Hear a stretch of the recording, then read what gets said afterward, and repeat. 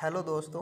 आज हम राजस्थान सिविल सेवा कार्यग्रहण काल नियम 1981 पढ़ेंगे। Rajasthan civil services joining time rules 1981। ठीक है, इसका टॉपिक हमारे राजस्थान जूनियर अकाउंटेंट का जो राजस्थान सेवा नियम है उसके अंदर दिया गया है। यह बहुत ही एक छोटा टॉपिक है जिसमें नियम 1 से नियम 11 तक है। नियम 1, 2, 3, 4, 5, 6, 7, 8, 9, 10 और 11। ठीक है, हम इसको एक ही क्लास में कंप्लीट करेंगे और आराम से पढ़ने का प्रयास करेंगे। ठीक है, तो इसमें जो राजस्थान सिविल सेवा कार्यग्रहण काल नियम 1981 है, इसका जो नियम फर्स्ट है उसमें बताया गया है संक्षिप्त नाम और प्रारंभ के बारे में कि ये जो नियम है इनका संक्षिप्त नाम क्या है और ये कब से प्रारंभ होते हैं। तो इसमें बताया गया है ये जो नियम है राजस्थान सिविल सेवा कार्यग्रहण काल नियम, ये राजस्थान सिविल सेवा कार्यग्रहण काल नियम 1981 कहलाएंगे। जो ये नियम है ये राजस्थान सिविल सेवा कार्यग्रहण काल नियम 1981 कहलाएंगे। और ये नियम है ये 1 अप्रैल 1981 या 1 अप्रैल 1981 से लागू होंगे। तो ये इंपॉर्टेंट क्वेश्चन है कि जो ये राजस्थान सिविल सेवा कार्यग्रहण काल नियम है ये कब से लागू हुए हैं या कब से लागू हुए। तो ठीक है, तो ये 1 अप्रैल 1981 या 1 अप्रैल 1981 से लागू हुए या लागू होंगे, ये एक्ट में दिया गया है। ठीक है, और ये ऐसे राज्य कर्मचारी पर भी लागू होंगे जो इस तारीख को या इसके पश्चात स्थानांतरित होते हैं। ऐसे राज्य कर्मचारी पर भी लागू होंगे जो इस तारीख को मतलब 1 अप्रैल 1981 को या इसके पश्चात स्थानांतरित होते हैं। ठीक है, इसके बाद आगे बताया गया है किन पर लागू होंगे। तो जो राजस्थान सिविल सेवा कार्यग्रहण काल नियम है ये ऐसे समस्त राज्य कर्मचारियों पर लागू होंगे, ऐसे समस्त राज्य कर्मचारियों पर लागू होंगे जिनकी नियुक्ति राज्य सरकार के अधीन नगरीय सेवाओं एवं पदों पर हो। ठीक है, ऐसे समस्त राज्य कर्मचारियों पर लागू होंगे जिनकी नियुक्ति राज्य सरकार के अधीन नगरीय सेवाओं एवं पदों पर हो।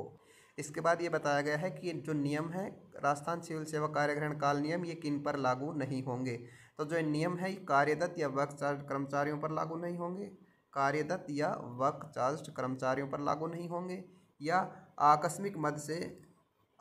व्यय मद से भुगतान जो कर्म प्राप्त करने वाले कर्मचारी हैं उन पर लागू नहीं होंगे, और उन कर्मचारियों पर लागू नहीं होंगे जो अनुबंध के अनुसार भर्ती किए गए हैं, एवं उन कर्मचारियों पर लागू नहीं होंगे जो सरकार की पूर्णकालिक सेवा में नहीं है। तो ठीक है, तो ये किन किन पर लागू होंगे। ऐसे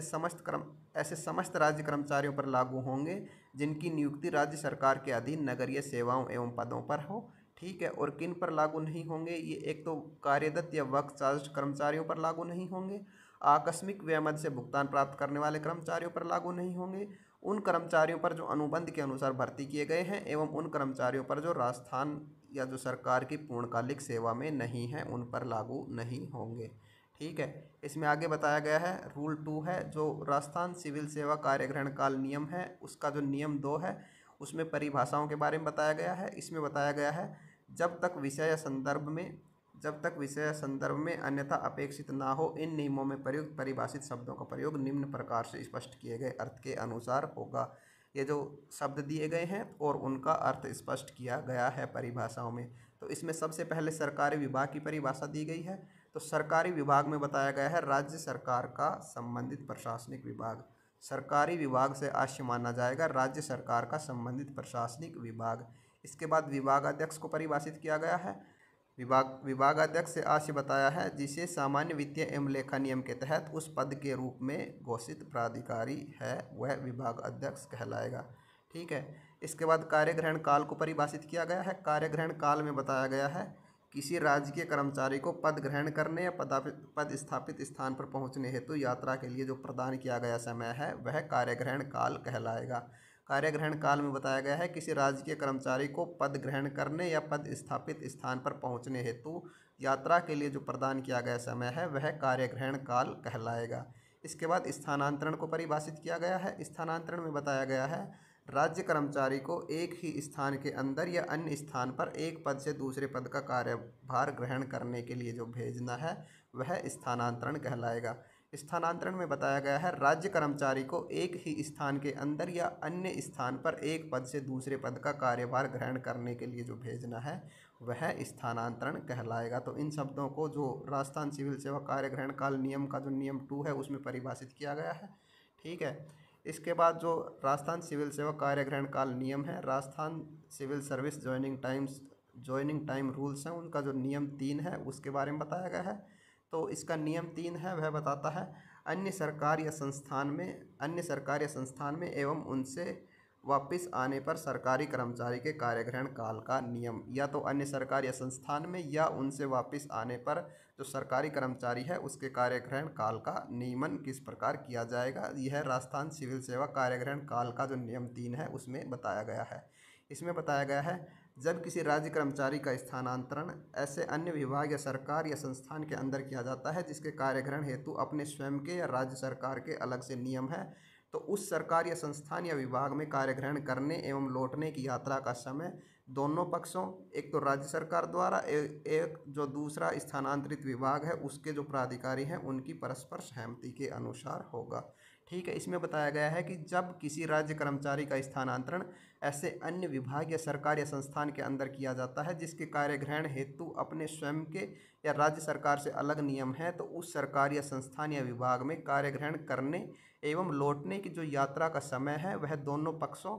राज्य सरकार एवं जो दूसरा स्थानांतरित विभाग है उसके प्राधिकारियों की परस्पर सहमति के अनुसार होगा। ठीक है, इसमें आगे बताया गया है, नोट करके बताया गया है कि यदि उनसे संबंधित प्रतिनियुक्ति विदेशी सेवा की शर्तों में या अन्य किसी प्रकार में प्रावधान नहीं किया गया है, कि यदि उनसे जो संबंधित प्रतिनियुक्ति या विदेशी सेवा की शर्तों या जो अन्य किसी प्रकार का प्रावधान नहीं किया गया है, तो जो राज्य कर्मचारी का स्थानांतरण ऐसे अन्य विभाग में होता है तो उसके जो कार्यग्रहण काल का जो नियमन होगा वह दोनों पक्षों की जो परस्पर सहमति के अनुसार होगा। दोनों पक्ष, राज्य सरकार एवं जो दूसरा स्थानांतरित विभाग है उनकी परस्पर सहमति से होगा। ठीक है, इसके बाद आगे बताया गया है केंद्रीय राज्य एवं अन्य सरकारों के कर्मचारियों या किसी अन्य संस्थान के कर्मचारियों जिनकी नियुक्ति इस सरकार के अधीन सेवाओं एवं पदों पर नियुक्ति या विदेशी सेवा के आधार पर हो, द्वारा इस सरकार के अधीन सिविल सेवा या पदों पर कार्यग्रहण करने या लौटने की समयावधि का नियमन इन नियमों के अनुसार किया जाएगा। आगे बताया है बशर्ते कि दोनों और के अधिकारियों के मध्य पारस्परिक समझौते द्वारा उनकी प्रतिनियुक्ति विदेश सेवा की संबंधित शर्तों के स्पष्ट रूप से भिन्न प्रावधान नहीं किया गया है। इसमें भी यही बताया गया है कि दोनों ओर के जो अधिकारी हैं उनके मध्य अगर पारस्परिक समझौते के द्वारा या प्रतिनियुक्ति विदेश सेवा की जो संबंधित शर्तें हैं उनमें जो अगर स्पष्ट रूप से भिन्न प्रावधान नहीं किया गया है, तो जो केंद्र सरकार है, राज्य सरकार है एवं अन्य जो राज्य सरकारें हैं उनके जो कर्मचारी हैं या किसी अन्य संस्थान के कर्मचारी हैं जिनकी नियुक्ति इस सरकार के अधीन सेवाओं एवं पदों पर नियुक्ति या विदेश सेवा के आधार पर हो, तो उनके द्वारा इस सरकार के अधीन जो सिविल सेवा या जो पद हैं उनके कार्यग्रहण करने या लौटने की समयावधि का नियमन है वह इन नियमों के अनुसार ही किया जाएगा। ठीक है, इसमें आगे बताया गया है कार्यग्रहण काल की देयता। जो राजस्थान सिविल सेवा कार्यग्रहण काल नियम है इसका जो नियम 4 है वह हमें कार्यग्रहण काल की देयता के बारे में बताता है। इसमें बताया गया है एक राज्य कर्मचारी का जनहित में स्थानांतरण होने पर या तो उसी स्थान या नए स्थान पर पद का कार्यग्रहण अवधि के लिए कार्यग्रहण काल स्वीकार किया जाएगा। ठीक है, और 180 दिनों से कम अवधि के लिए अस्थायी स्थानांतरण हेतु कार्यग्रहण काल स्वीकार नहीं किया जाएगा। इसमें बताया गया है कि जो एक राज्य कर्मचारी है उसका जनहित में अगर स्थानांतरण होता है या तो उसी स्थान पर या नए स्थान पर होता है, तो नए पद का जो कार्यग्रहण अवधि है उसके ग्रहण करने के लिए जो कार्यग्रहण काल है वह स्वीकार किया जाएगा। और इसमें बताया गया है कि 180 दिनों से कम की अवधि है ना उसके लिए अस्थायी स्थानांतरण हेतु कार्यग्रहण काल स्वीकार नहीं किया जाएगा। इसमें आगे बताया गया है ऐसे मामले में दौरे पर स्वीकार्य वास्तविक पारिश्रम समय ही प्रदान किया जाएगा। इसमें बताया गया है कि जो ऐसा कोई मामला है उसमें दौरे पर अगर कोई जाता है तो उसके लिए जो वास्तविक परिक्षण समय है या ट्रांजिट टाइम है वही प्रदान किया जाएगा। इसमें आगे बताया है यदि स्थानांतरण कर्मचारी के निवेदन पर हो तब किसी भी प्रकार का यात्रा भत्ता एवं कार्यग्रहण काल प्रदान नहीं किया जाएगा। अगर जनहित में स्थानांतरण होता है तो कार्यग्रहण काल प्रदान किया जाएगा, एवं यदि कर्मचारी निवेदन करता है स्थानांतरण के लिए तो किसी भी प्रकार का यात्रा भत्ता एवं कार्यग्रहण काल प्रदान नहीं किया जाएगा। तीसरी बात क्या बताई है इसमें कि 180 दिनों से कम की अवधि है और उसके लिए अस्थायी स्थानांतरण है तो उसके लिए भी कार्यग्रहण काल स्वीकार नहीं किया जाएगा। तो कब किया जाएगा? जब जनहित में स्थानांतरण हो। और कब नहीं किया जाएगा? यदि 180 दिनों से कम अवधि के लिए अस्थायी स्थानांतरण हो और कर्मचारी के निवेदन पर स्थानांतरण हो तो कार्यग्रहण काल प्रदान नहीं किया जाएगा। ठीक है। इसके बाद आगे बताया गया है, अतः सरकारी कर्मचारियों के स्थानांतरण आदेश जारी करने वाले जो सभी सक्षम अधिकारी हैं वो उनको आदेशित किया जाता है कि स्थानांतरण आदेश में इस बात का विशेष रूप से उल्लेख किया जाए कि स्थानांतरण लोकहित में है। ऐसे मामलों में जहां स्थानांतरण आदेशों में ऐसा उल्लेख नहीं किया जाएगा वहां यह माना जाएगा कि जो स्थानांतरण है वह सरकारी कर्मचारी के निवेदन पर किया गया है और ऐसे स्थानांतरण पर कोई यात्रा भत्ता एवं कार्यग्रहण काल स्वीकार नहीं किया जाएगा। जो सरकारी कर्मचारियों के जो स्थानांतरण आदेश करने वाले जो सक्षम अधिकारी हैं उनको आदेशित किया गया है कि जब स्थानांतरण आदेश जारी किया जाए तो जो स्थानांतरण आदेश है उस आदेश में इस बात का विशेष उल्लेख किया जाए कि जो स्थानांतरण है वह लोकहित में किया जा रहा है। और अगर जो सक्षम अधिकारी है जो स्थानांतरण के आदेश जारी करता है वह इस बात का उल्लेख नहीं करता है कि जो स्थानांतरण लोकहित में है तो उस मामले में ऐसा माना जाएगा कि जो स्थानांतरण है वह सरकारी कर्मचारी के निवेदन पर किया जा रहा है या किया गया है। और ऐसे स्थानांतरण पर जो सरकारी कर्मचारी के निवेदन पर किया गया है तो ऐसे स्थानांतरण पर कोई भी यात्रा भत्ता एवं कार्यग्रहण काल स्वीकार नहीं किया जाएगा। ठीक है। इसमें आगे बताया गया है कि सरकार की आज्ञा के अंतर्गत समय समय पर अतिरिक्त घोषित राज्य कर्मचारी का एक पद से दूसरे पद पर स्थानांतरण होने पर वे कार्यग्रहण काल के अधिकारी होंगे। जो सरकार की आज्ञा होती है उसके अंतर्गत जो समय समय पर अतिरिक्त घोषित कर्मचारी होते हैं, जैसे किसी विभाग में कम कार्य है और कर्मचारी अधिक हैं तो जो अतिरिक्त घोषित कर्मचारी हैं उनका एक स्थान से दूसरे स्थान पर स्थानांतरण कर दिया जाता है। तो ऐसे कर्मचारी का एक पद से अगर दूसरे पद पर स्थानांतरण होता है तो वे कार्यग्रहण काल के अधिकारी होंगे। ठीक है। इसके बाद आगे बताया गया है, राज्य सरकार विभाग कार्यालय के संस्थापन में कटौती के फलस्वरूप राज्य सरकार विभाग या कार्यालय में संस्थापन में कटौती के फलस्वरूप कर्मचारियों के सेवामुक्त होने पर वह कार्यग्रहण काल के अधिकारी होंगे। यदि नए पद पर नियुक्ति होने की आज्ञा उन्हें पुराने पद पर कार्य करते समय प्राप्त हो गई है और यदि पुराने पद से मुक्त होते समय उनकी किसी नए पद पर नियुक्ति हो जावे तो विभागाध्यक्ष द्वारा उनके सेवा भंग होने की अवधि को बिना वेतन कार्यग्रहण काल में परिवर्तित किया जा सकेगा, परंतु शर्त यह है कि सेवा भंग 30 दिनों से अधिक नहीं हो और मुक्त होने के दिनांक से उस राज्य कर्मचारी ने निरंतर 3 वर्षों से कम सेवा नहीं की हो। इसमें बताया गया है कि जो राज्य सरकार है, कोई विभाग है, कार्यालय है, उसके संस्थापन में कटौती होती है, उसके फलस्वरूप कर्मचारियों को जो सेवा मुक्त होते हैं तो कर्मचारियों के सेवा मुक्त होने पर वह कार्यग्रहण काल के अधिकारी होंगे। एवं यदि नए पद पर नियुक्ति होने की आज्ञा उन्हें पुराने पद पर कार्य करते समय ही प्राप्त हो गई है तो वे कार्यग्रहण काल के अधिकारी होंगे। ठीक है। इसमें आगे बताया गया है, यदि पुराने पद से मुक्त होते समय उनकी किसी नए पद पर नियुक्ति हो जावे तो विभागाध्यक्ष द्वारा उनके सेवा भंग होने की जो अवधि है उसको बिना वेतन कार्यग्रहण काल में परिवर्तित किया जा सकेगा, परंतु शर्त यह है कि जो सेवा भंग है एक तो वह 30 दिनों से अधिक नहीं होना चाहिए और जो मुक्त होने की दिनांक है उससे उस राज्य कर्मचारी ने निरंतर 3 वर्षों से कम सेवा नहीं की हो। जिस दिन उसे सेवा मुक्त किया जा रहा है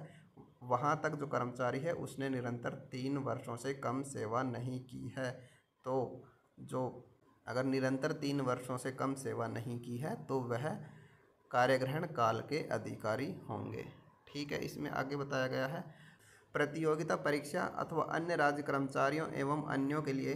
प्रतियोगिता परीक्षा अथवा अन्य राज्य कर्मचारियों एवं अन्यों के लिए साक्षात्कार हेतु राज्य सरकार के एवं केंद्रीय एवं अन्य राज्यों के स्थायी कर्मचारियों को इन नियमों के अंतर्गत कार्यग्रहण काल प्राप्त करने का अधिकार होगा, किंतु राज्य सरकार के ऐसे कर्मचारी जिन्होंने निरंतर 3 वर्ष से अधिक नियमित सेवा नहीं की हो को चाहे कार्यग्रहण काल अनुज्ञेय हो फिर भी उन्हें कार्यग्रहण काल वेतन अनुज्ञेय या प्रदान नहीं होगा। इसमें यह बताया गया है कि प्रतियोगिता परीक्षा अथवा राज्य कर्मचारियों एवं अन्यों के लिए अगर कोई साक्षात्कार हेतु या राज्य सरकार एवं केंद्रीय या अन्य राज्यों के स्थायी कर्मचारियों को इन नियमों के अंतर्गत कार्यग्रहण काल प्राप्त करने का अधिकार होगा। अगर कोई प्रतियोगिता परीक्षा है अथवा राज्य कर्मचारियों हेतु अन्यों के लिए कोई साक्षात्कार है या केंद्रीय एवं राज्य सरकार में स्थायी कर्मचारियों को इन नियमों के अंतर्गत कार्यग्रहण काल प्राप्त करने का अधिकार होगा। प्रतियोगिता परीक्षा एवं राज्य कर्मचारियों को साक्षात्कार हेतु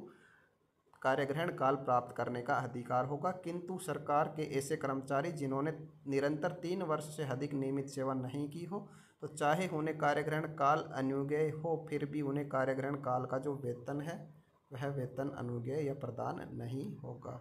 ठीक है। इसके बाद आगे बताया गया है, इसके बाद जो राजस्थान सिविल सेवा कार्यग्रहण काल नियम 5 है उसमें बताया गया है कार्यग्रहण समय की अवधि। जो कार्यग्रहण है उसकी समय अवधि क्या होगी। इसमें सबसे पहला क्वेश्चन ये है कि कार्यग्रहण काल कब प्रारंभ होगा। तो इसमें बताया गया है पुराने पद के प्रभार को त्यागने की दिनांक से कार्यग्रहण काल समय प्रारंभ होगा यदि प्रभार मध्याह्न पूर्व से संभलाया गया हो। ठीक है, इसमें बताया गया है कि पुराने पद का जो प्रभार है उसको त्यागने की जो दिनांक है उससे कार्यग्रहण समय प्रारंभ होगा यदि प्रभार है वह मध्याह्न पूर्व से संभलाया गया हो, और या वह अगली दिनांक से प्रारंभ होगा यदि प्रभार अपराह्न में संभलाया गया हो। अगर प्रभार मध्याह्न पूर्व से संभलाया गया है तो जो पुराने पद के प्रभार को त्यागने की दिनांक से कार्यग्रहण समय प्रारंभ होगा, और यदि जो प्रभार है वह अपराह्न से संभलाया गया हो तो वह अगली दिनांक से प्रारंभ होगा। ठीक है, इसमें आगे बताया गया है समस्त मामले जिनमें पुराने पद का प्रभार पुराने मुख्यालय के बाहर किसी अन्य स्थान पर स्थानांतरण आज्ञा प्राप्त हो या पुराने मुख्यालय से बाहर प्रभार संभालना शामिल है उसमें कार्यग्रहण समय पुराने मुख्यालय से शामिल होगा। इसमें बताया गया है कि जो वे समस्त मामले जिनमें पुराने जो पद का प्रभार है वह पुराने मुख्यालय के बाहर किसी अन्य स्थान पर स्थानांतरण आज्ञा प्राप्त हो या पुराने मुख्यालय के बाहर प्रभार संभालना शामिल है उसमें जो कार्यग्रहण समय है वह पुराने मुख्यालय से शामिल होगा। ठीक है, इसमें आगे बताया गया है जहां दौरे के समय किसी कर्मचारी का मुख्य आवास दौरे के स्थान पर परिवर्तित किया गया था, जहां उसका अस्थायी स्थानांतरण स्थायी स्थानांतरण के रूप में परिवर्तित हो तो भी कार्यग्रहण समय पुराने मुख्य आवास से ही शामिल होगा। इसमें आगे बताया गया है कि जहां दौरे के समय किसी कर्मचारी का मुख्य जो आवास है वह दौरे के स्थान पर परिवर्तित किया गया था एवं जहां उसका जो अस्थायी स्थानांतरण था वह स्थायी स्थानांतरण के रूप में परिवर्तित हो तो भी जो कार्यग्रहण समय है वह पुराने मुख्य आवास से ही शामिल होगा। ठीक है, इसमें आगे बताया गया है एक ही स्थान या एक स्थान से दूसरे स्थान पर जाने से आवास परिवर्तन नहीं होने के मामले में राज्य कर्मचारी को नया पद ग्रहण करने हेतु 1 दिन से अधिक का समय कार्यग्रहण काल प्रदान नहीं किया जाएगा। अगर एक ही स्थान या एक स्थान से दूसरे स्थान पर जाने से अगर आवास परिवर्तन नहीं होता है तो ऐसे मामले में जो राज्य कर्मचारी है उसको नया पद ग्रहण करने हेतु 1 दिन से अधिक का समय कार्यग्रहण काल प्रदान नहीं किया जाएगा। इसमें आगे बताया गया है इस हेतु एक ही स्थान से अभिप्राय एक ऐसे क्षेत्र से होगा जो एक ही नगरपालिका या निगम जिसमें नगरपालिका के उपनगर अधिसूचना क्षेत्र या छावनियाँ शामिल होंगी जो कथित नगरपालिका आदि से निकटस्थ हो। ठीक है, इसमें बताया गया है इस हेतु जो एक ही स्थान होगा उससे अभिप्राय ऐसे क्षेत्र से होगा जो एक ही नगरपालिका या निगम जिसमें नगरपालिका के उपनगर अधिसूचना क्षेत्र या छावनियाँ शामिल होंगी जो कथित नगरपालिका आदि के निकटस्थ हो। ठीक है, इसमें आगे बताया गया है एक ही स्थान पर किसी राज्य कर्मचारी का स्थानांतरण हो तो ऐसे मामले में जिसमें एक स्थान से दूसरे स्थान पर जाने पर भी आवास परिवर्तन नहीं हो किंतु दूसरा कार्यालय 2 किलोमीटर से अधिक दूरी पर हो तब उपनियम क के अंतर्गत पद का कार्यग्रहण करने के प्रयोजनार्थ 1 दिन का कार्यग्रहण समय स्वीकार्य होगा। ठीक है, इसमें बताया गया है कि एक ही स्थान पर किसी राज्य कर्मचारी का स्थानांतरण हो तो ऐसे मामले में जिसमें एक स्थान से दूसरे स्थान पर जाने पर भी आवास परिवर्तन नहीं हो किंतु जो दूसरा कार्यालय है वह 2 किलोमीटर से अधिक दूरी पर हो तो जब जो उपनियम क है उसके अंतर्गत जो पद पर कार्यग्रहण करने के प्रयोजनार्थ 1 दिन का कार्यग्रहण समय स्वीकार होगा। इसमें आगे बताया गया है यदि कोई अधिकारी अपना कार्यभार पूर्वाह्न या अपराह्न में देता है तब उसे नए पद का प्रभार उसी स्थान पर अगले कार्य दिवस में पूर्वाह्न को ग्रहण करना होगा। यदि कोई अधिकारी अपना जो कार्यभार है वह पूर्वाह्न या अपराह्न में देता है तब उसे नए पद का प्रभार उसी स्थान पर अगले कार्य दिवस पूर्वाह्न को ग्रहण करना होगा। ठीक है, इसके बाद आगे बताया गया है इसमें आगे बताया गया है एक स्थान से दूसरे स्थान पर स्थानांतरण एवं आवास परिवर्तन के मामले में राज्य कर्मचारी को पुराने मुख्यालय और नए मुख्यालय के मध्य सीधे मार्ग एवं सामान्य माध्यम से यात्रा के संदर्भ के अनुसार कार्यग्रहण काल स्वीकार्य होगा। जैसा कि नीचे जो सारणी दी गई है उसमें दर्शाया गया है जब कार्यग्रहण काल के पश्चात राजकीय अवकाश आए तो यह माना जाएगा कि जो कार्यग्रहण काल है वह उन राजकीय अवकाशों को शामिल करते हुए बढ़ा दिया गया है। इसमें बताया गया है कि एक स्थान से दूसरे स्थान पर स्थानांतरण एवं आवास परिवर्तन का जो मामला है उसमें जो राज्य कर्मचारी को पुराने मुख्यालय और नए मुख्यालय के मध्य जो सीधा मार्ग है उससे एवं सामान्य माध्यम से यात्रा के संदर्भ के अनुसार कार्यग्रहण काल स्वीकार्य होगा। ठीक है, जैसा कि नीचे जो सारणी बताई गई है अगले पेज पर उस सारणी में दर्शा गया है। और आगे बताया है जब कार्यग्रहण काल के पश्चात राजकीय अवकाश आए तो यह माना जाएगा कि जो कार्यग्रहण काल है वह उन राजकीय अवकाशों को शामिल करते हुए बढ़ा दिया गया है। तो इसमें टेबल में बताया गया है कि पुराने और नए मुख्यालय के मध्य दूरी और स्वीकार्य कार्यग्रहण काल की, मतलब कितनी दूरी है तो कितने दिन का जो कार्यग्रहण काल है वह स्वीकार किया जाएगा। यदि पुराने एवं नए मुख्यालय के मध्य 1000 किलोमीटर या उससे कम दूरी है तो 10 दिन का जो कार्यग्रहण काल है वह स्वीकार किया जाएगा। ठीक है, और यदि पुराने मुख्यालय एवं नए मुख्यालय के मध्य 1000 किलोमीटर या उससे अधिक की दूरी है तो 12 दिन का कार्यग्रहण काल स्वीकार किया जाएगा। और पुराने मुख्यालय एवं नए मुख्यालय के मध्य अगर 2000 किलोमीटर से अधिक दूरी है तो 15 दिन का जो स्वीकार्य है वह कार्यग्रहण काल स्वीकार किया जाएगा। 1000 किलोमीटर से कम दूरी होने पर 10 दिन का, 1000 किलोमीटर से अधिक होने पर 12 दिन का और 2000 किलोमीटर से अधिक दूरी होने पर 15 दिन का कार्यग्रहण काल स्वीकार किया जाएगा। पुराने मुख्यालय एवं नए मुख्यालय के मध्य दूरी, ये इंपॉर्टेंट है। ठीक है, इसमें से क्वेश्चन पूछता है तो देख लेना। 1000 किलोमीटर पुराने मुख्यालय एवं नए मुख्यालय के मध्य 1000 किलोमीटर से कम दूरी है तो 10 दिन का कार्यग्रहण काल, 1000 किलोमीटर से अधिक दूरी है तो 12 दिन का कार्यग्रहण काल और 2000 किलोमीटर से अधिक की अगर दूरी है तो 15 दिन का कार्यग्रहण काल स्वीकार किया जाएगा। ठीक है, आगे इस टेबल में बताया गया है कि पुराने और नए मुख्यालय के मध्य दूरी है और जब सड़क द्वारा न्यूनतम 200 किलोमीटर की यात्रा की जाए तब क्या प्रावधान होंगे। ठीक है, अगर सड़क द्वारा न्यूनतम 200 किलोमीटर की यात्रा की जाए तब प्रावधान अलग होंगे। उसमें बताया गया है जब सड़क द्वारा न्यूनतम 200 किलोमीटर की यात्रा की जाए एवं 1000 किलोमीटर से कम की दूरी है पुराने एवं नए मुख्यालय के मध्य, पुराने एवं नए मुख्यालय के मध्य 1000 किलोमीटर से कम की दूरी है एवं सड़क द्वारा न्यूनतम 200 किलोमीटर की यात्रा की जाए तब 12 दिन का जो कार्यग्रहण काल है वह स्वीकार्य होगा। और पुराने एवं नए मुख्यालय के मध्य अगर 1000 किलोमीटर से अधिक की दूरी है और सड़क द्वारा न्यूनतम 200 किलोमीटर की यात्रा की जाए तो 15 दिन का कार्यग्रहण काल स्वीकार्य होगा।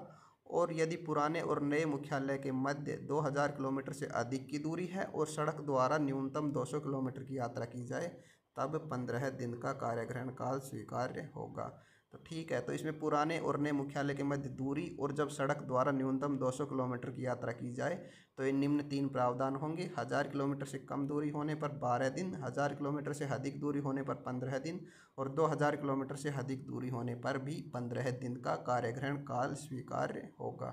ठीक है, इसके बाद आगे बताया गया है यह भी प्रावधान किया गया है कि जब एक कर्मचारी जो पूर्व में ही पदस्थापन के आदेशों की प्रतीक्षा कर रहा है एवं उसका स्थानांतरण किसी दूसरे स्थान पर कर दिया जाए जिसके कारण उसका निवास स्थान बदल जाता है तो ऐसे राज्य कर्मचारी को 4 दिवस का कार्यग्रहण काल देय होगा, चाहे नवीन स्थान की कुछ भी दूरी हो तथा किसी भी प्रकार की यात्रा साधन से वहां पहुंचा जाए। और ये 4 दिन है, इसमें यात्रा अवधि भी शामिल होगी। इसमें यह बताया गया है कि जब एक कर्मचारी जो पहले से ही पदस्थापन के आदेशों की प्रतीक्षा कर रहा है एवं जो उसका स्थानांतरण है वह किसी ऐसे दूसरे स्थान पर कर दिया जाता है जिससे उसका जो निवास स्थान है वह बदल जाता है तो ऐसे राज्य कर्मचारी को 4 दिवस का कार्यग्रहण काल देय होगा जिसमें यात्रा की अवधि भी शामिल होगी। ठीक है, चाहे नवीन स्थान की कुछ भी दूरी है एवं किसी भी प्रकार से या किसी भी प्रकार के यात्रा साधन से वहां पहुंचे। इसमें क्या है, इसमें यह है कि जो पूर्व से ही पदस्थापन आदेशों की प्रतीक्षा कर रहा है एवं उसका स्थानांतरण किसी दूसरे स्थान पर कर दिया जाता है जिससे उसका निवास स्थान बदल जाता है तो ऐसे राज्य कर्मचारी को 4 दिवस का कार्यग्रहण काल देय होगा, चाहे नवीन स्थान की कुछ भी दूरी हो तथा किसी भी प्रकार के यात्रा साधन से वहां पहुंचे। ठीक है, इसके बाद आगे बताया गया है नियम 5 का जो पार्ट 4 है उसमें जो इंगित सीमा है उससे अधिक कार्यग्रहण काल समय में 30 दिन तक की जो वृद्धि है वह विभाग अध्यक्ष द्वारा और 30 दिन से अधिक की जो अवधि है या 30 दिन से अधिक की जो वृद्धि है वह राज्य सरकार के विभाग द्वारा स्वीकृत की जा सकती है। जो नियम 5 का जो भाग 4 है उसमें जो इंगित सीमा है उससे अधिक अगर कोई कार्यग्रहण काल समय में 30 दिन तक की अगर वृद्धि करनी है तो 30 दिन तक की वृद्धि विभाग अध्यक्ष द्वारा की जा सकती है एवं अगर 30 दिन से अधिक की जो वृद्धि करनी है तो वह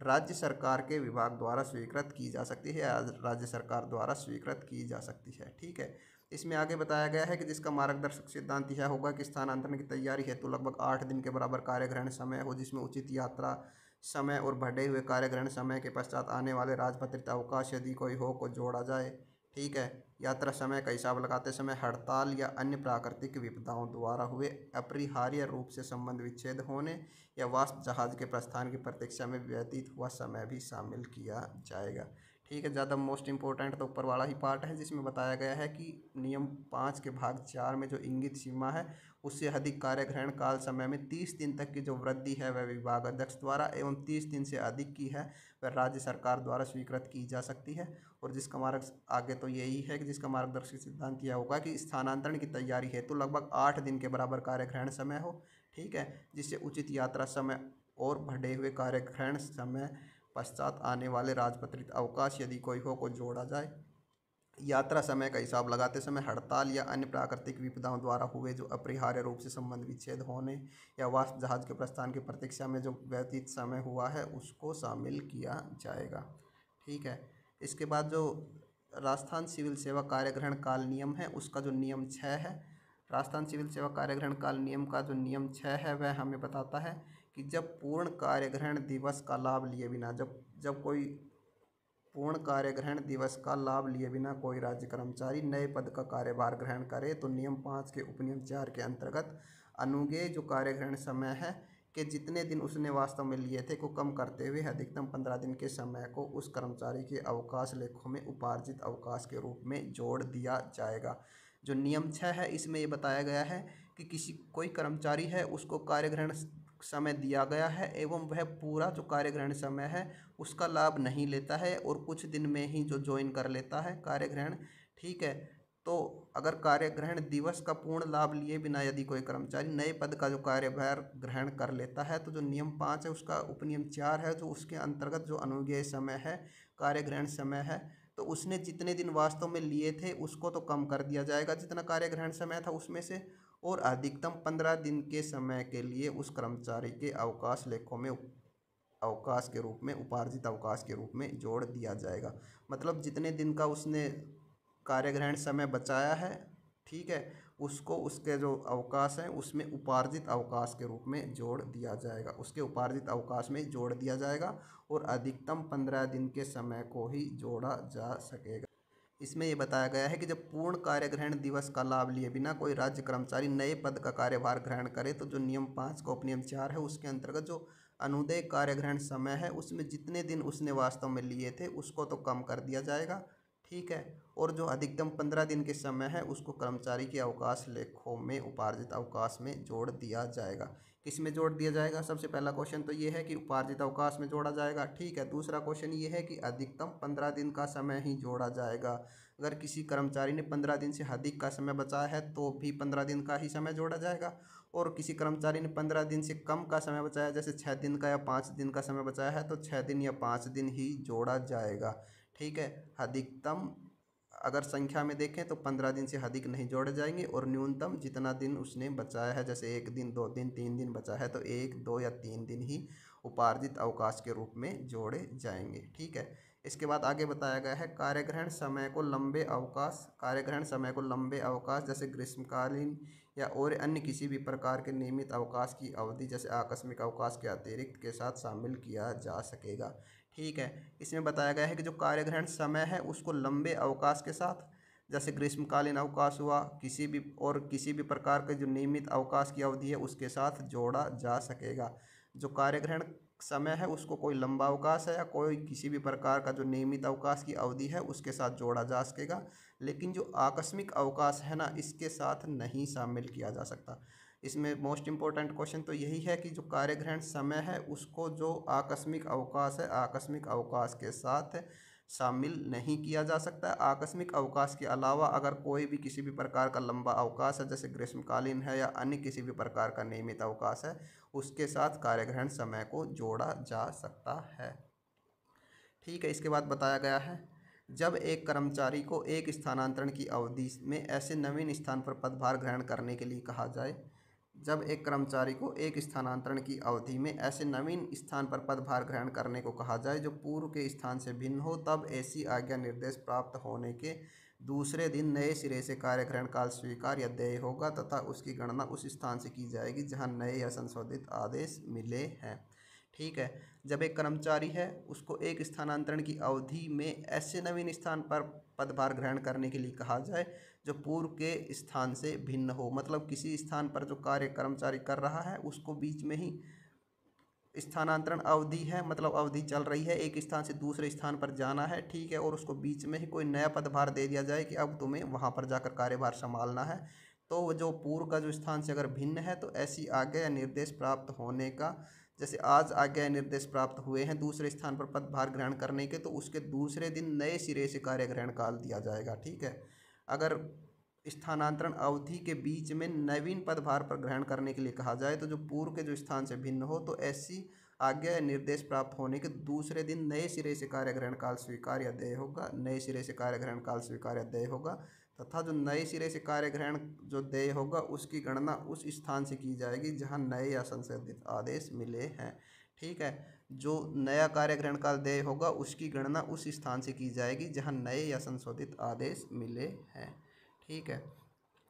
इसके बाद आगे बताया गया है, इसके बाद आगे राजस्थान सिविल सेवा कार्यग्रहण काल जो नियम है उसका जो नियम 7 है उसमें बताया गया है कार्यग्रहण काल के वेतन के बारे में। कार्यग्रहण काल के वेतन के बारे में बताया गया है, कार्यग्रहण अवधि पर रहने वाले कर्मचारी को उस अवधि में कर्तव्य पर माना जाएगा। ठीक है, सबसे पहला तो मोस्ट इंपॉर्टेंट क्वेश्चन ये है कि कार्यग्रहण अवधि पर जो रहने वाला कर्मचारी है उसको उस अवधि में कर्तव्य पर माना जाएगा। ठीक है, इसके बाद है जो पुराने पद का कार्यभार दूसरे को संभालने के लिए जो पूर्व में जो वेतन मिलता था उसके समान कार्यग्रहण समय का वेतन उसे दिया जाएगा। पहली बात तो क्या है कि जो कार्यग्रहण अवधि पर जो रहने वाला कर्मचारी है उसको उस अवधि में कर्तव्य पर माना जाएगा। ठीक है, दूसरी बात वेतन के बारे में क्या बताई है कि जो पुराने पद का जो कार्यभार दूसरे को संभालने से पूर्व जो वेतन उसे मिलता था उसके समान वेतन कार्यग्रहण समय का वेतन उसे दिया जाएगा। ठीक है, इसके बाद आगे बताया गया है कार्यग्रहण वेतन के साथ क्या प्राप्त कर सकता है। तो कार्यग्रहण वेतन है उसके साथ अगर कोई महंगाई भत्ता है तो वह प्राप्त कर सकता है। ठीक है, अगर कोई क्षतिपूर्ति भत्ता है, अतिरिक्त क्षतिपूर्ति भत्ता, तो वह प्राप्त कर सकता है। अगर कोई मकान किराया भत्ता है तो वह कार्यग्रहण के साथ प्राप्त कर सकता है। कार्यग्रहण वेतन के साथ क्या क्या प्राप्त कर सकता है कार्यग्रहण वेतन के साथ? महंगाई भत्ता प्राप्त कर सकता है, अतिरिक्त क्षतिपूर्ति भत्ता प्राप्त कर सकता है और मकान किराया भत्ता प्राप्त कर सकता है। और आगे क्या है, कार्यग्रहण वेतन के साथ क्या प्राप्त नहीं कर सकता, क्या प्राप्त नहीं कर सकता है। तो कार्यग्रहण वेतन के साथ एक तो वाहन भत्ता प्राप्त नहीं कर सकता है और स्थायी यात्रा भत्ता प्राप्त नहीं कर सकता है। ये भी दोनों बहुत इंपॉर्टेंट चीज़ है, इनमें से एग्जाम में पूछता है कि कार्यग्रहण वेतन के साथ महंगाई भत्ता, अतिरिक्त क्षतिपूर्ति भत्ता एवं मकान किराया भत्ता प्राप्त कर सकता है, लेकिन कार्यग्रहण वेतन के साथ वाहन भत्ता एवं स्थायी यात्रा भत्ता प्राप्त नहीं कर सकता है। ये मोस्ट इंपॉर्टेंट चीज़ें हैं दोनों। ठीक है, इसके बाद रूल नंबर 8 है, नियम 8 है, राजस्थान सिविल सेवा कार्यग्रहण काल नियम है उसका जो नियम 8 है वह हमें बताता है कि कार्यग्रहण काल हेतु जो आवंटन जो समय है उससे अधिक समय लेने पर सेवा भंग हो जाती है, उसके हेतु क्या दंड दिया जाएगा। इसमें बताया गया है कि कार्यग्रहण काल हेतु जो आवंटित समय है उससे अधिक समय लेने पर जो सेवा भंग हो जाती है उसके लिए क्या दंड दिया जाएगा। इसमें बताया गया है ऐसे राज्य कर्मचारी जो कार्यग्रहण काल की समाप्ति के बाद भी नए पद पर कर्तव्य ग्रहण नहीं करता है, ऐसा राज्य कर्मचारी जो कार्यग्रहण काल की समाप्ति के बाद भी नए पद पर कर्तव्य ग्रहण नहीं करता है तो उसे कार्यग्रहण समय की समाप्ति के पश्चात कोई वेतन नहीं दिया जाएगा।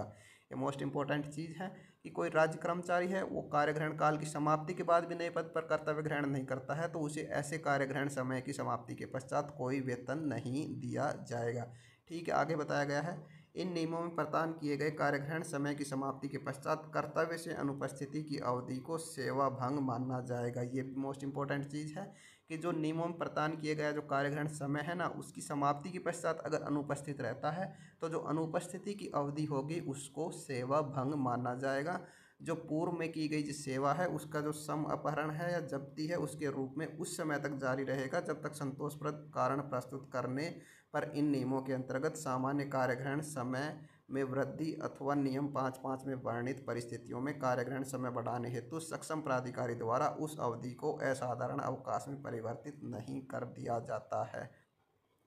इसमें बताया गया है कि इन नियमों में जो प्रदान किया गया है उसके अनुसार जो कार्यग्रहण समय की समाप्ति के पश्चात भी अगर कोई कर्तव्य से अनुपस्थिति होता है तो जो अवधि की सेवा भंग माना जाएगा और जो पूर्व में जो सेवा की है ना उसकी जब्ती कर ली जाएगी और वह उस समय तक जारी रहेगा जब तक जो कर्मचारी अनुपस्थित था उसके द्वारा संतोषप्रद कारण प्रस्तुत नहीं कर दिया जाता। एवं इन नियमों के अंतर्गत जो कार्यग्रहण समय है उसमें या तो वृद्धि कर दी जाती है सक्षम प्राधिकारी द्वारा या जो वर्णित परिस्थितियां हैं उसके अनुसार कार्यग्रहण समय बढ़ाने हेतु जो सक्षम प्राधिकारी है उसके द्वारा उस अवधि को असाधारण अवकाश में परिवर्तित नहीं कर दिया जाता है। तब तक जो पूर्व में जो सेवा की गई है उसकी जब्ती जारी रहेगी। ठीक है, तो ये मोस्ट इम्पोर्टेंट पैराग्राफ है जो रूल 8 है, ये इम्पोर्टेंट है। इसमें 2-3 चीज़ें बताई गई हैं। एक तो नए पद पर कर्तव्य ग्रहण नहीं करता है कार्यग्रहण काल की समाप्ति के पश्चात तो उसे वेतन नहीं दिया जाएगा। ठीक है, दूसरी बात जो कार्यग्रहण समय की समाप्ति के पश्चात भी अनुपस्थित रहता है तो उसको सेवा भंग माना जाएगा। ठीक है, तीसरा ये है कि अगर समय पर कार्यग्रहण जारी नहीं करता है तो जो पूर्व की सेवा है उसको जब्त कर लिया जाएगा। और ठीक है,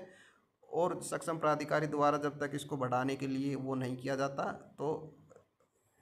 सक्षम प्राधिकारी द्वारा उस अवधि को जब तक असाधारण अवकाश में परिवर्तित नहीं कर दिया जाता। ये इंपॉर्टेंट चीज़ है, जब तक सक्षम प्राधिकारी द्वारा उसकी जो सेवा भंग की अवधि है उसको असाधारण अवकाश में परिवर्तित नहीं किया कर दिया जाता तब तक जो उसकी पूर्व की सेवा है वह जब्ती के रूप में रहेगी। ठीक है, जब्त रहेगी। ठीक है, इसके बाद राजस्थान सिविल सेवा कार्यग्रहण काल नियम का नियम 9 है जो विविध बातें बताता है इन नियमों के बारे में। इनमें बताया गया है कि अगर कोई नियम दृढ़ है या कठोर है, जो कठोर नियम है उनमें शिथिलता विभाग द्वारा राज्य सरकार के वित्त विभाग की सहमति से दी जाएगी। इसमें बताया गया है कि इन नियमों में अगर कोई कठोरता है या कोई दृढ़ता उत्पन्न हो जाती है तो उनमें जो शिथिलता देने का कार्य है वह राज्य सरकार का जो वित्त विभाग है उसकी सहमति से दी जाएगी। इसमें बताया गया है कि राज्य सरकार के किसी संस्थान संगठन विभाग को यह लगे कि किसी सामान्य या विशिष्ट संदर्भ के या मामले में इन नियमों द्वारा अनावश्यक दृढ़ता या कठोरता या स्थिरता उत्पन्न होती है तब सरकार का यह विभाग अपने विशेष निर्देश एवं आज्ञाएं जारी कर जो अनावश्यक कठोरता है उसको समाप्त करेगा एवं उन विशिष्ट मामले में नियमों को शिथिल करेगा जैसा कि आवश्यक हो, किंतु ऐसी आज्ञा राज्य सरकार के वित्त विभाग की सहमति से ही दी जा सकती है। इसमें वही बात बताई गई है कि जो राज्य सरकार का अगर कोई संस्थान है या संगठन है या विभाग है उसको यह लगे कि जो सामान्य या विशिष्ट जो या तो कोई सामान्य नियम है या कोई विशिष्ट संदर्भ है या किसी मामले में इन नियमों द्वारा अनावश्यक रूप से दृढ़ता या कठोरता या स्थिरता उत्पन्न हो जाती है तो सरकार का यह विभाग है वह अपने विशेष निर्देश एवं आज्ञाएं जारी करके अनावश्यक कठोरता को समाप्त करेगा। ठीक है, एवं जो विशिष्ट मामला है जो सामान्य मामला है उनमें जो नियमों को शिथिल करेगा जैसा कि आवश्यक हो, किंतु जो ऐसी आज्ञा है नियमों को शिथिल करने की वह राज्य सरकार के वित्त विभाग की सहमति से ही दी जाएगी। ठीक है, इसके बाद राजस्थान सिविल सेवा कार्यग्रहण काल का नियम नंबर 10 है, रूल 10 है। यह बताता है कि इन नियमों की व्याख्या अर्थग्रहण के संबंध में यदि कोई संशय या संदेह उत्पन्न होता है तो उसके निवारण हेतु राज्य सरकार के वित्त विभाग को प्रेषित किया जाएगा। ये भी इम्पोर्टेंट चीज़ है। जो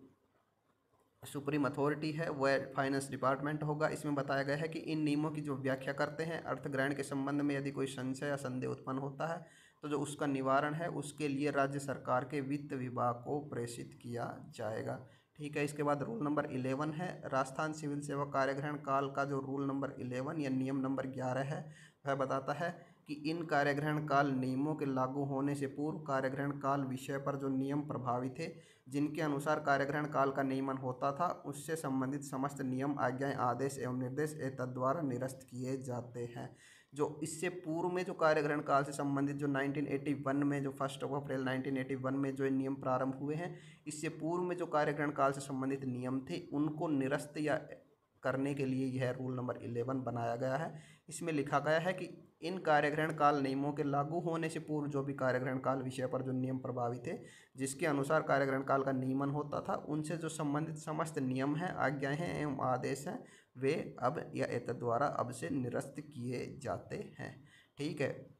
ये यहाँ पर हमारे राजस्थान सिविल सेवा कार्यग्रहण काल नियम 1981 है वो समाप्त हो जाते हैं। ठीक है, तो इससे संबंधित एमसीक्यू सीरीज हमने पहले ही चला रखी है जो राजस्थान सिविल सेवा नियम में हमारे चैनल पर चल रही है। अगर आप उन एमसीक्यूज़ को पूरा कर लेते हैं तो आपका इसमें से रिवीजन हो जाएगा और इससे बाहर एक भी क्वेश्चन नहीं जाएगा। तो हमारे चैनल को सब्सक्राइब करें एवं एमसीक्यू प्राप्त करने के लिए हमारे चैनल पर बने रहें। ठीक है, थैंक यू।